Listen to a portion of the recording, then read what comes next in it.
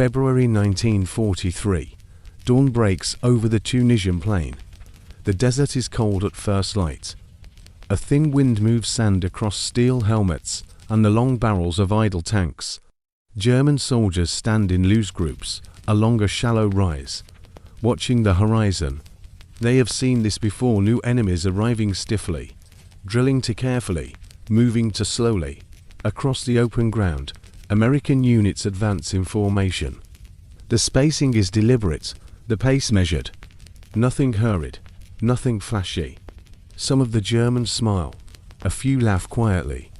These men are veterans: Poland, France, Russia, Africa. They have survived years of war by reading weakness at a glance. To them, the Americans look like soldiers from a manual, not a battlefield.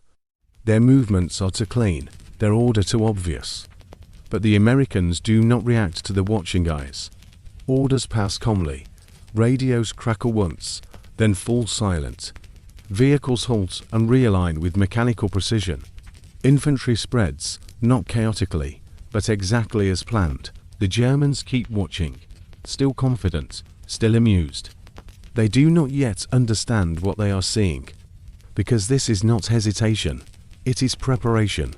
And within weeks, that quiet discipline will begin to erase every assumption the German army has made about the American soldier, setting the stage for a confrontation that will force respect where there was once only contempt. The world the Americans entered by the time American soldiers set foot on European-controlled soil. The war already had a shape, and it was a German one. Since September 1939, the German army had rewritten the rules of modern warfare. Poland collapsed in weeks, France fell in 44 days. The Low Countries were bypassed, enveloped, erased. The term Blitzkrieg entered every military lexicon, not as doctrine on paper, but as fact proven by wrecked armies and occupied capitals.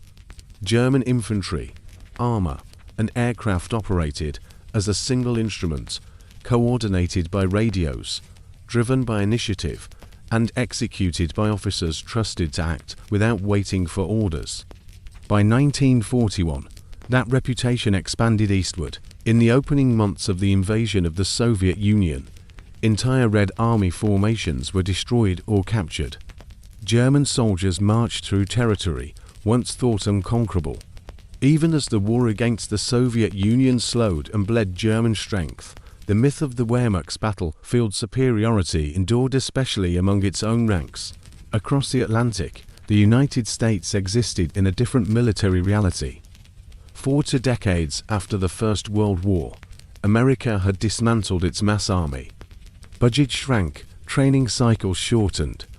Professional soldiers drilled cadres rather than divisions. In 1939, the U.S. Army ranked behind several smaller nations in size. Its officers studied war largely through foreign reports and outdated exercises. Many soldiers trained with wooden rifles. Mechanized warfare was debated more than practiced. When war came to America in December 1941, it arrived suddenly and without preparation. Pearl Harbor did not just pull the United States into the conflict, it forced an overnight transformation. Millions were drafted. New divisions formed faster than experienced officers could lead them. Training camps multiplied across the country. But time was the one resource the United States did not have. German intelligence noticed. Reports filtering through neutral channels and battlefield observation painted a consistent picture. American soldiers were well equipped, well fed, and inexperienced. They drilled relentlessly. They followed procedure exactly. Their movements appeared rigid. German veterans, hardened by years of improvisation under fire, saw this as weakness. To them, war rewarded instinct, aggression, and battlefield intuition, not classroom precision. Yet what German observers misunderstood was the purpose of American training.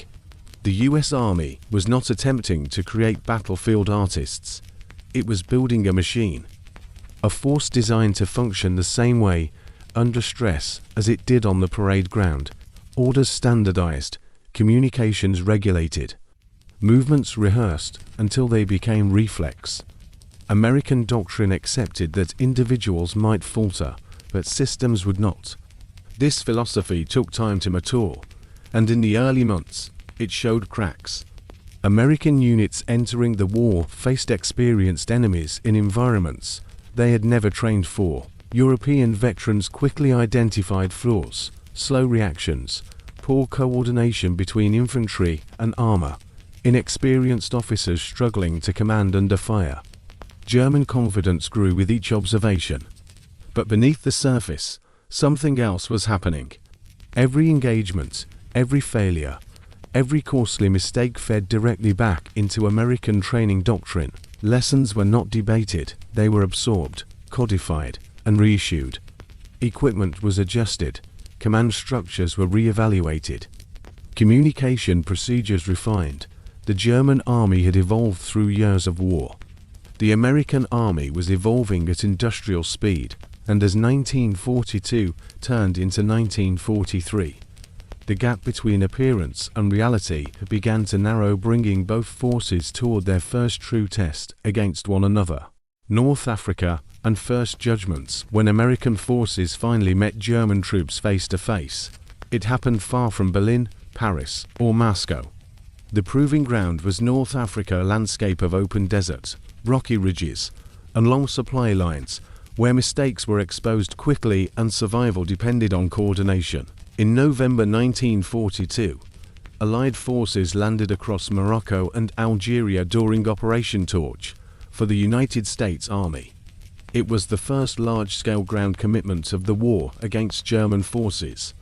The landings themselves met limited resistance, but the real test came inland, where Axis formations experienced, mobile and confident waited. German units in North Africa were not second-rate formations. Many had fought in earlier campaigns. They were accustomed to operating in harsh conditions with limited resources. Their officers relied on initiative, rapid decision-making, and aggressive maneuver. When they observed American units assembling, training, and moving into position, the contrast was immediate. American camps were orderly, march routes were regulated.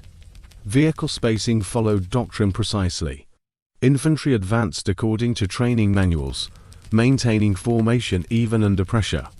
To German veterans, this looked artificial, almost theatrical.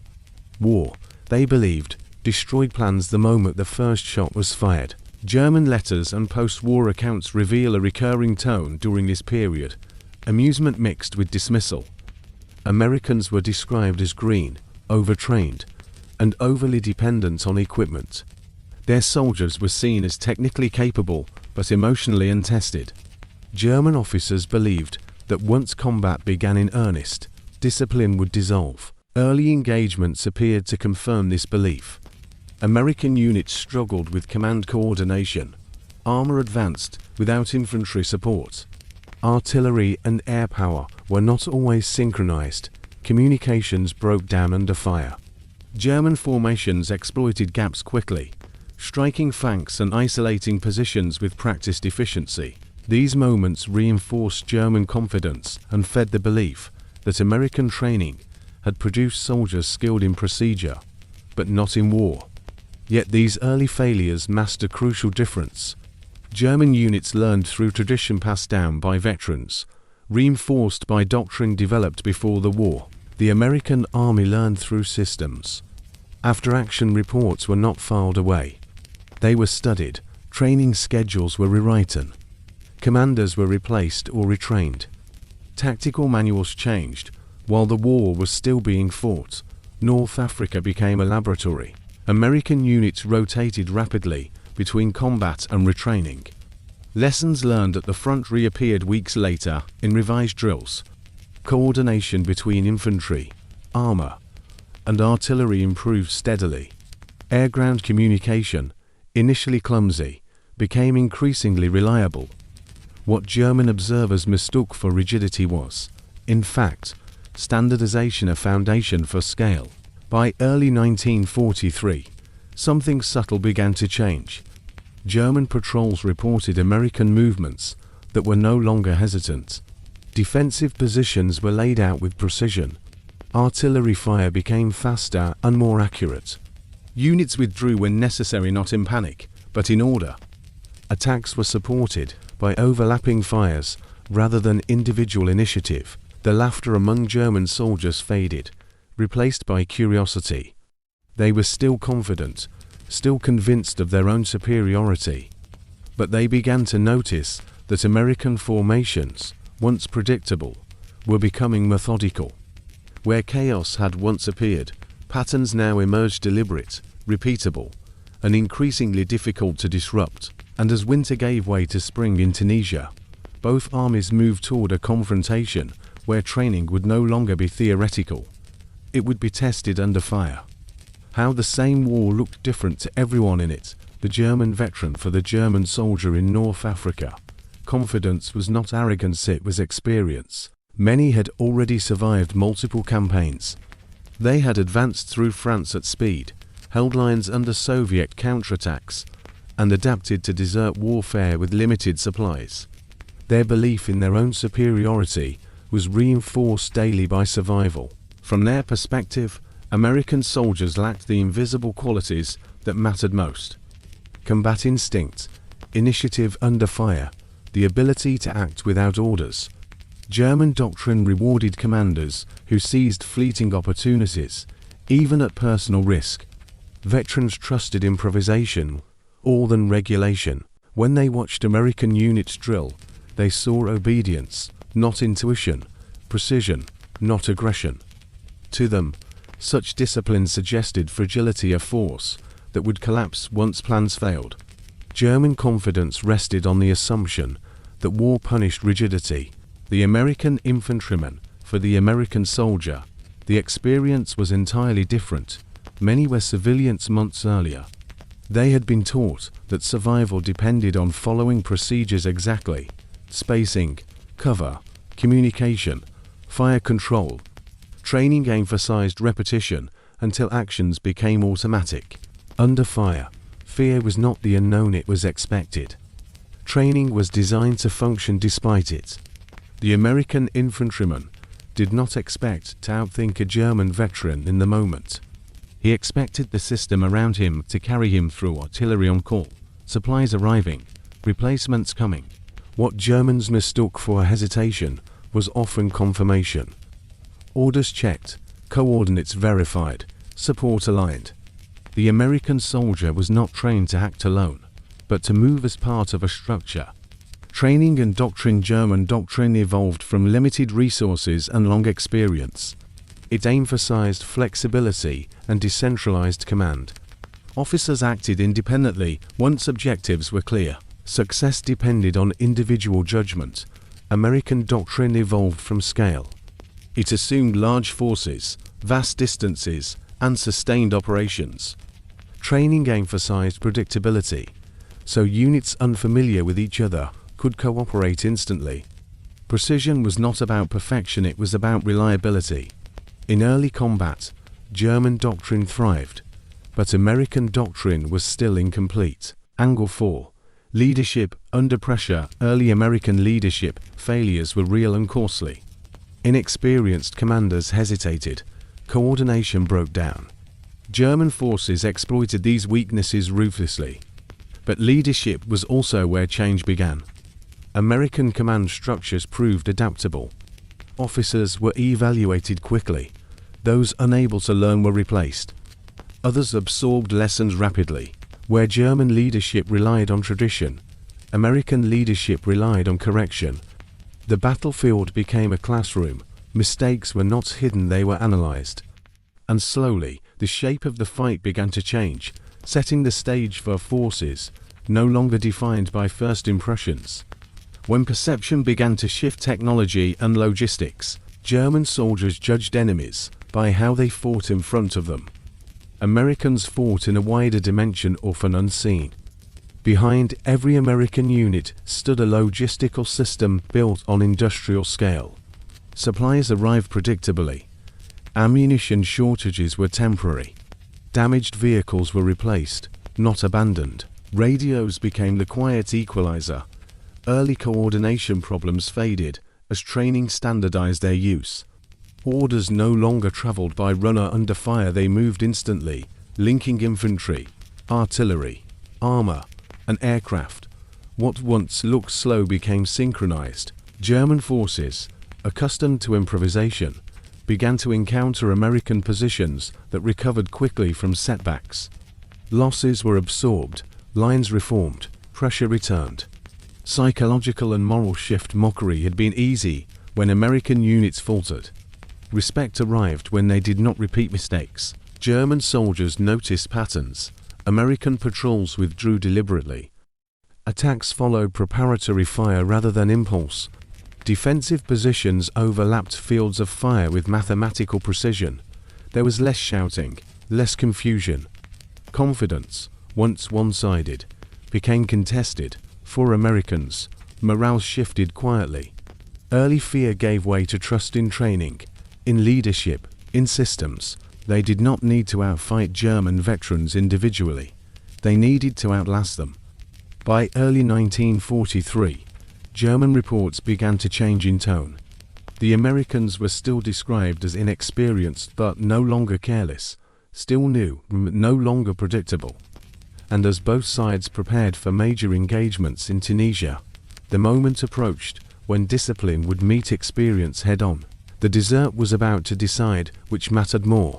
Where confidence collided with reality, by February 1943, the German army in North Africa believed it understood the Americans. They believed the Americans would defend rigidly. They believed pressure would cause hesitation. They believed initiative would always belong to the veteran.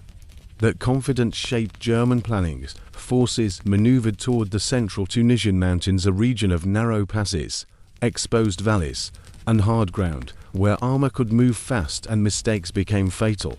When fighting intensified, German units struck with familiar methods, rapid advances, flanking movements, probing attacks designed to test reactions. Early on, they found success. American formations bent, some broke, communications failed in places. Positions were abandoned under pressure. From the German perspective, it looked like confirmation. But this time, something was different. American units did not dissolve completely. Withdrawals followed routes already planned. Artillery fire covered movement. Supply trucks continued to arrive under threat. Units reassembled faster than expected. Losses were replaced with startling speed. German commanders pressed harder. They expected collapse. Instead, resistance thickened. As engagement stretched over days, German attacks met increasingly organized defenses. American artillery began to dominate open approaches. Infantry positions overlapped instead of standing alone.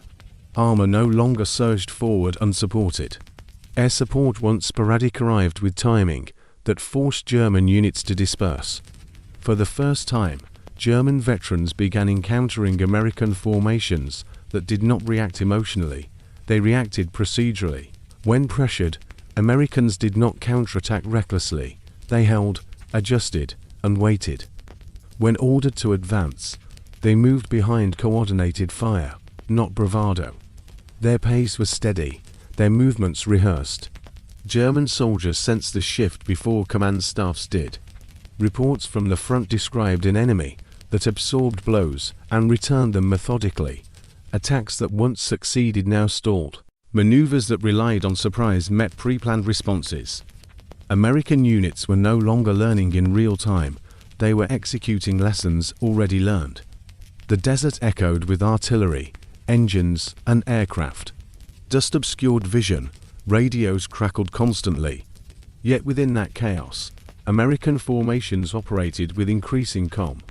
German confidence did not vanish overnight, but it cracked, and as both armies prepared for the next phase of fighting, it became clear that this confrontation would no longer be decided by reputation. It would be decided by precision under fire. Precision revealed the turning point did not arrive with a single explosion or a dramatic charge. It arrived through repetition. By late February 1943, American command structures in North Africa had changed decisively. Leadership was streamlined, Responsibilities clarified. Units were reorganized with hard-earned lessons already built into their structure. Coordination between infantry, armor, artillery, and air power was no longer aspirational, it was expected. German forces launched attacks they had used before, confident in methods that had carried them through earlier victories. But now those attacks met resistance that behaved differently. American units did not react impulsively. They absorbed contact, identified the axis of advance, and brought down concentrated fire with calculated restraint. Artillery became the signature. German veterans, accustomed to exploiting gaps, now found those gaps covered within minutes. Forward observers relayed coordinates precisely. Barrages landed where German units assembled, not where they had already been. Movement slowed, momentum faded, attacks lost their rhythm. Armor engagements told the same story. American tanks advanced with infantry close behind, not racing ahead. When they halted, they did so deliberately, covering ground already measured and rehearsed. Repairs happened quickly. Damaged vehicles were recovered under fire. The battlefield no longer punished American mistakes disproportionately. Air power followed schedules, not impulses. Fighter bombers struck supply routes and assembly areas at times German units had once considered safe. Movement by daylight became risky. German forces dispersed more often, surrendering initiative to avoid destruction. For the German soldier at the front, the change was unmistakable. The Americans did not shout more loudly. They did not charge recklessly. They did not attempt to prove bravery. They advanced in sections. They halted on command. They repositioned with precision that left little room for exploitation. Every action appeared part of a larger pattern, repeated across units unfamiliar with each other, yet functioning the same way. This uniformity unsettled German veterans.